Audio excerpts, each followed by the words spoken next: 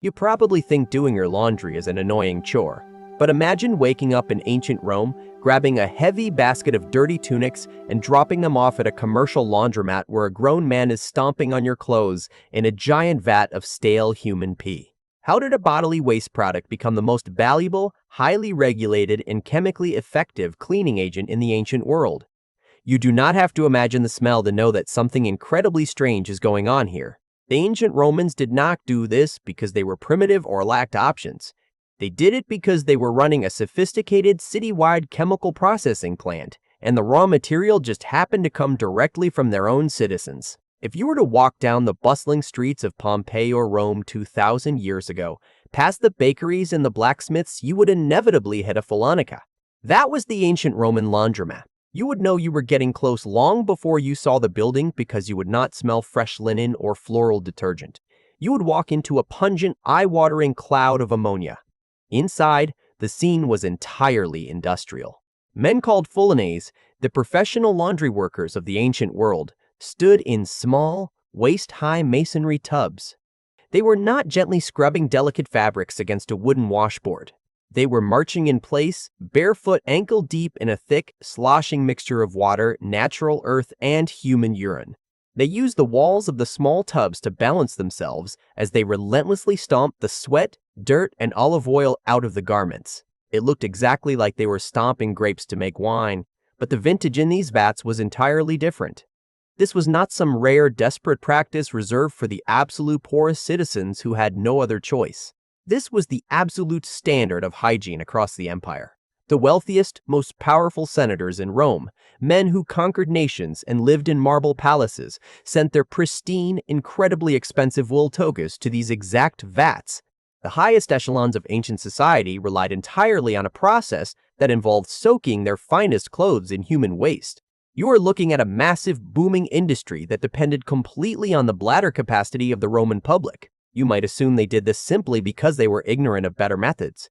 You might think they just threw whatever liquid they had at a stubborn stain and hoped for the best. But the ancient world was deeply pragmatic, and they washed their clothes in urine for a very specific, scientifically sound reason. It was an elite degreaser. When you sweat, your body produces natural oils that soak into the fibers of your clothes. When you eat, especially in a society that uses olive oil and animal fats for absolutely everything, you inevitably spill grease on your tunic. Dirt and grime stick to those fats.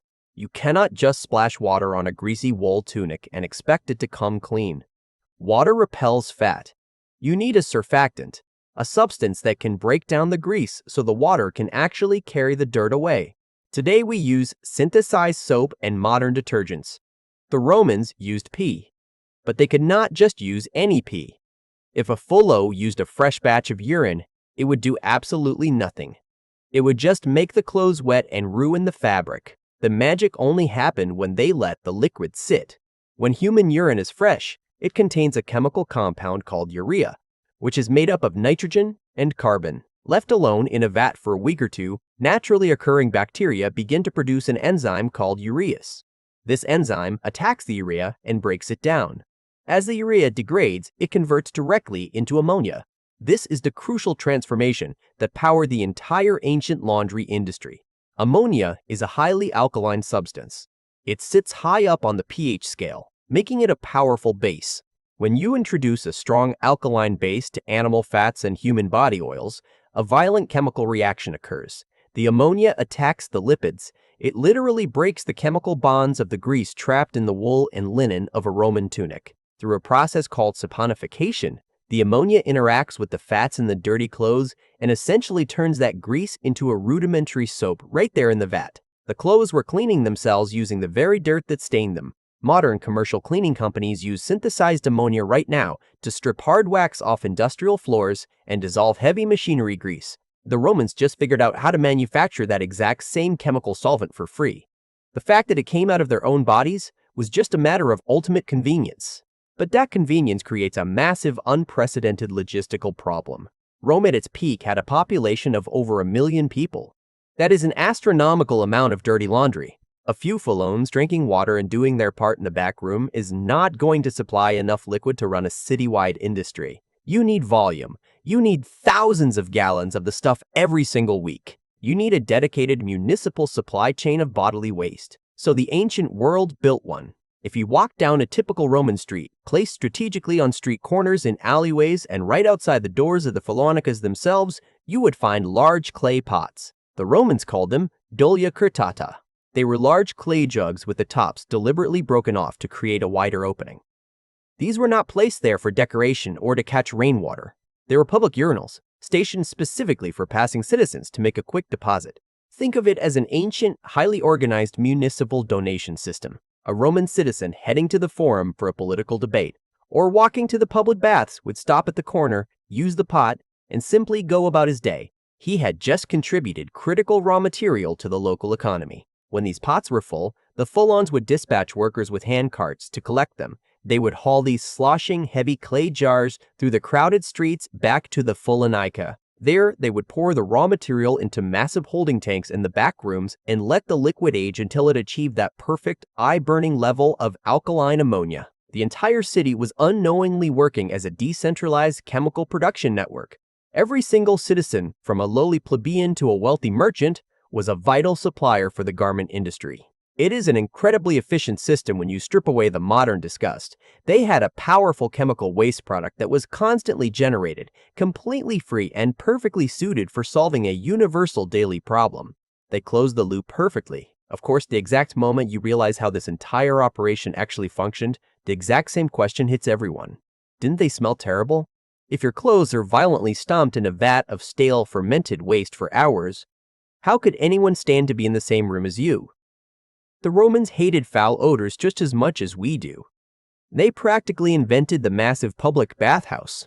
They bathed obsessively, scraping their skin with metal strigils and scented oils. They were not walking around the capital of the known world smelling like a neglected alleyway in midsummer. The urine stomping was merely the wash cycle. What came next was an obsessive, incredibly labor-intensive purification process designed to remove every microscopic trace of the solvent. Once the ammonia had eaten away the stubborn grease, the Fulons dragged the heavy, wet clothes out of the vats and moved them to a complex series of rinsing basins. These basins were often connected directly to the city's sophisticated aqueduct system. Millions of gallons of fresh, constantly flowing water flushed through these basins every single day. The workers forcefully beat the wet fabric against flat stones to knock the ammonia mixture out of the fibers. To ensure absolutely no grease remained, they rubbed the wet cloth with fuller's earth. This was a highly absorbent, naturally occurring smectite clay, often imported at great expense from regions like Umbria.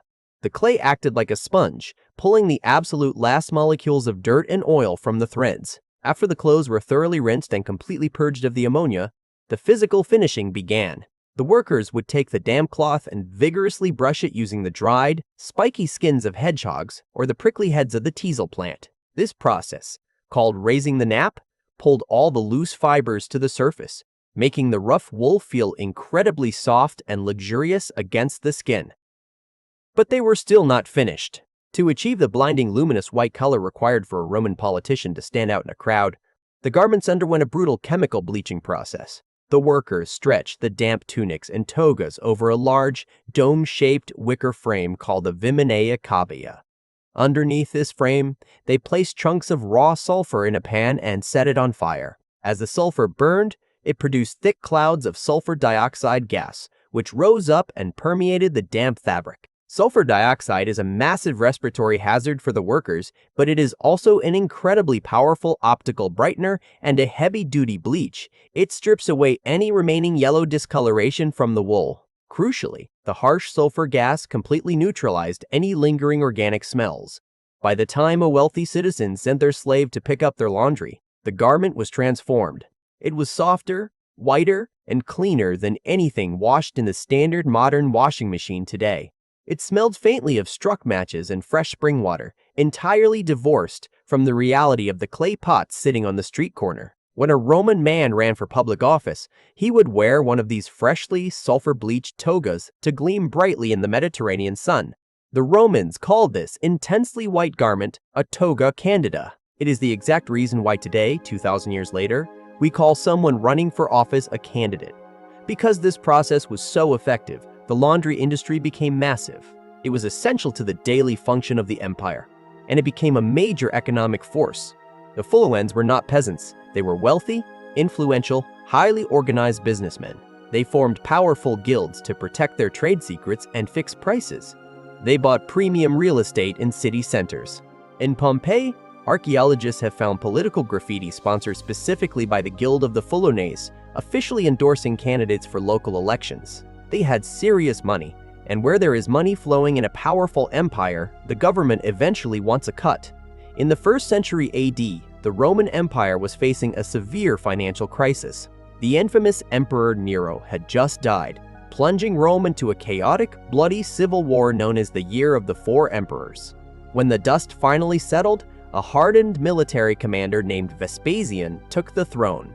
Vespasian inherited an empire that was structurally sound but financially ruined.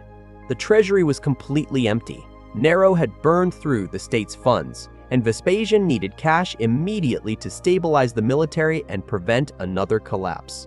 He started taxing everything he could think of, but he needed a massive, untapped revenue stream.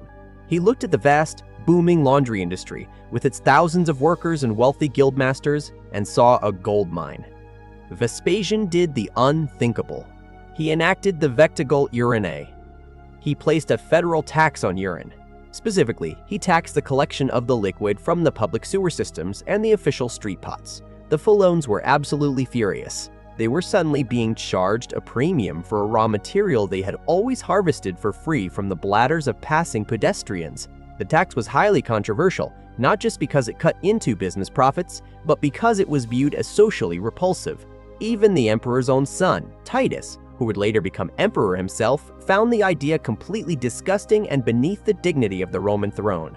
Historical records indicate that Titus openly confronted his father, complaining about how shameful it was to fund the mighty Roman Empire by taxing human waste. Vespasian's response to his son became one of the most legendary moments in economic history. According to the historian Suetonius, Vespasian reached into his robes and pulled out a gold coin that had been minted from the very first batch of the new urine tax revenue. He held the gold coin directly up to Titus's nose and demanded to know if it smelled bad. Titus, thoroughly confused, admitted that it did not smell like anything at all. Vespasian looked at him and famously replied, "Pecunia non olet." Money does not stink. It was a brilliant, ruthless, and entirely pragmatic move. The emperor did not care where the revenue came from, as long as it spent exactly the same as any other coin. The urine tax was massively successful. It generated enormous wealth for the imperial treasury. That specific tax revenue helped fund the rebuilding of Rome after the Civil War. In fact, a significant portion of the funds used to begin construction on the Flavian Amphitheater came directly from the Vectigal Urinae. You know that building today as the Colosseum. The most iconic, enduring structure of the ancient world, the ultimate symbol of Roman engineering and power, was partially financed by taxing the contents of clay pots on street corners. Vespasian's pragmatic legacy lived on long after the empire fell. Even well into the 20th century, public urinals in France were officially known as Vespasiennes, and in Italy, they are still called Vespasiani. We look back at history and we tend to assume a straight, unbroken line of progress. We look at the ancient world and assume the people who lived 2,000 years ago were simply enduring a dirty, primitive existence, desperately waiting for modern technology and synthetic chemicals to save them. We see a society washing their clothes in a bodily fluid and we instinctively cringe, assuming it was a desperate act of squalor. But they were not ignorant, and they were not settling for a disgusting alternative to real soap. They were executing an incredibly precise chemical extraction. They identified a powerful alkaline solvent naturally produced by the human body. They engineered a highly effective citywide logistical network to harvest it in massive quantities. They perfected a commercial process to synthesize it into a commercial degreaser, and they built a massive, highly regulated, taxable industry around it that generated enough wealth to fund empires and build wonders of the world. They solved the incredibly complex problem of grease and sanitation using the very bodies that produced the grease in the first place. They did not just stumble through the ancient world getting dirty. They mastered the exact same molecular science we rely on today, and they managed to do it all without a single modern factory.